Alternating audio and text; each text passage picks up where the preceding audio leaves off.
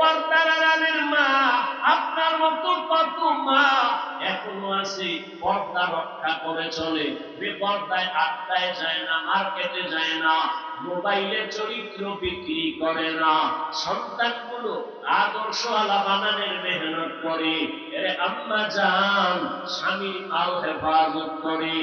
এত বড় বেঈমান ফেরাউনের ঘরে আসিয়ার মতো বান্দি থাইকা আল্লাহর মহব্বত নিয়ে যদি আল্লাহর প্রিয় হয়ে কবরে যায়, আসিয়া সেই ফেরাউনের টাকার অভাব নাই, ক্ষমতার অভাব নাই, মিশরের মানুষ ফেরাউনের খোদা সমতুল্য মনে করে, ওর ঘরে থাইকা আসিয়া আমার আল্লাহর নামের জিকির তার জীবনের আপন বানায় নিল।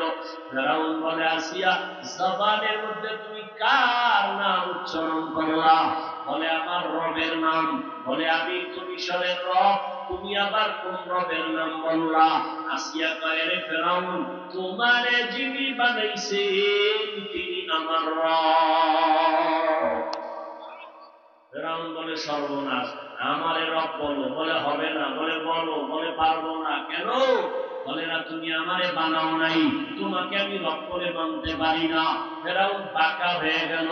এক পর্যায়ে আসিয়ার উপরে টর্চার শুরু করলো, খানা দেয় না, ঘুমের বিছানা দেয় না, শেষ পর্যন্ত আসিয়াকে শুলিবিদ্ধ করে ফাঁসি দিতে ঘোষণা করে দিয়েছে। আসিয়া ডাক দিয়া কয়, আল্লাহ দিতে পারি, ঈমান দিতে পারবো না।